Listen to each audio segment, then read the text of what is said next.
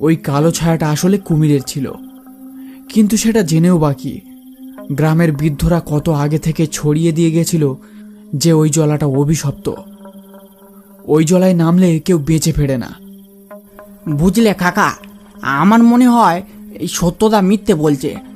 আমার কেমন যেন একটা সন্দেহ হচ্ছে। ঠিক বলেছিস, আমারও কেমন একটা সন্দেহ হচ্ছিল। নৌকার উপর কুমির উঠে ফটিককে টেনে নিল আর সত্যকে ছেড়ে দিল। সন্দেহজনক ঘটনাটা।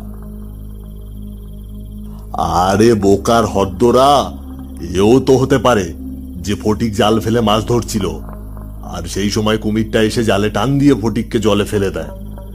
তারপর বাকিটা আর যাই হোক কাকা, নরেনের যে একটা খোঁজ নেওয়া দরকার। হয়তো সে ভয়ে পাকজলার আশেপাশের কোনো একটা ডাঙায় উঠে আছে। সেটার তো একটা খোঁজ নিতে হবে নাকি? আরে পাগল হলি নাকি? সত্য কি আউড়ে যাচ্ছিল শুনিসনি? রক্ত দেখেছে, তার মানে কুমির ওকে টেনে নিয়েছে জলার ভিতরে। তারপর আর কি কিছু বলার থাকে নাকি? মৃত্যুঞ্জয় এবার একটু চুপ হয়ে যায়। সে যেন মন মরা হয়ে পড়ে সুধাবুড়োর এই কথায়। সেটা লক্ষ্য করে পলাশ মৃত্যুঞ্জয়কে বলে, কি গো মৃত্যুঞ্জয় দা, তুমি কেমন মন মরা হয়ে পড়লে যে বড়? কিছু ভাবছো নাকি? আমাকেই তো ভাবতে হবে, তোদের আর ভাবনা কিসের? সুধাবুড়ো এই কথাটা শুনে একটু অবাক হয়ে যায়। কেন রে, কি হলো তোর আবার? এমন করে বলছো যেন কিছুই জানো না। তোমাদের কারো সংসার নেই, কিন্তু আমার সংসার আছে। সুযোগ পেলে বউ আমার সারাক্ষণ খিটখিট করে। এই ভাগের টাকায় তোমাদের মতো কি আমার সংসার চলে নাকি? বুঝেছি, তা হঠাৎ এমনটা মনে হলো কেন তোর? এতদিন ধরে তো আমরা ভাগে মাছ ধরছি, তা আগে তো তোর এই কথা মাথায় আসেনি। হঠাৎ করে? হঠাৎ করে নয় কাকা, এটা আমি অনেকদিন থেকে বলবো ভাবছিলাম, কিন্তু বলতে পারছিলাম না। এবার আর সহ্য করা যাচ্ছে না বউয়ের এই খিটখিটানি।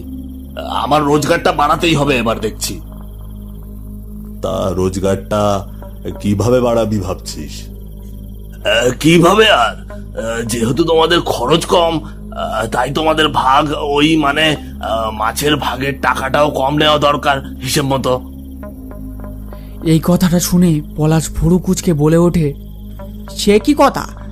এমন কথা তো নৌকাটা কেনার সময় হয়নি আমাদের মধ্যে। নৌকা কেনার সময় আমাদের মধ্যে কথা হয়েছিল কি সমান ভাগে রোজগারটা ভাগ হবে। কি বলো কাকা? হ্যাঁ, সেটা তো ঠিক, কিন্তু মৃত্যুঞ্জয় যখন বলছে, ওর কথাটাও তো ভাবতে হবে নাকি? ওর তো পরিবার আছে, তাদের খরচ আছে। তুমি যাই বলো কাকা, এ বিষয়ে আমি একমত হতে পারবো না। সবার সমান ভাগ হওয়ার কথা ছিল প্রথম থেকে, আর সেটাই হবে। এর কোনো নড়চড় আমি মেনে নেব না। আর নৌকাটা কেনার সময় তখন মনে ছিল না পরিবারের কথা? হ্যাঁ? পলাশের এমন কথা শুনে মৃত্যুঞ্জয়ের রাগে গা জ্বলে ওঠে। সে কটাক্ষ দৃষ্টিতে পলাশের দিকে তাকিয়ে দেখে, তারপর সুধাবুড়োকে উদ্দেশ্য করে বলে ওঠে, তাহলে আর কি, উপার্জন বাড়ানোর জন্য আমাদের বেশি বেশি মাছ ধরতে হবে। আর বেশি মাছ এখানে কোথায় পাওয়া যায় সেটা তোমাদের বলে দিতে হবে না নিশ্চয়? সে কি রে, তুই আবার পাক জলায় গিয়ে মাছ ধরবার কথা ভাবছিস না তো?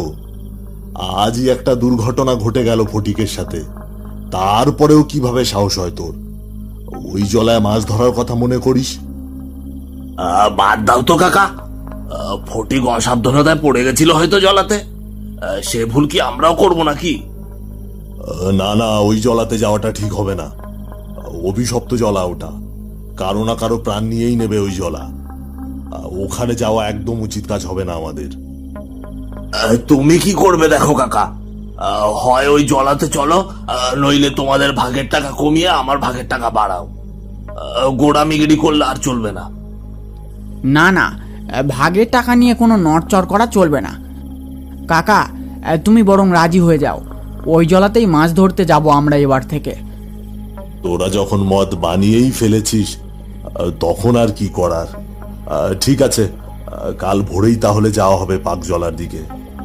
শুধু বুড়ো ঠাকুর রক্ষে করলে হয়। ঠিক আছে কাকা, তাহলে ওই কথাই রইল। কাল থেকে পাক জলাতে মাছ ধরা হবে। কিন্তু কাল একটু তাড়াতাড়ি বেরিও, রাতে বেরিয়ে সকাল সকাল ফিরে আসা যাবে জলা থেকে।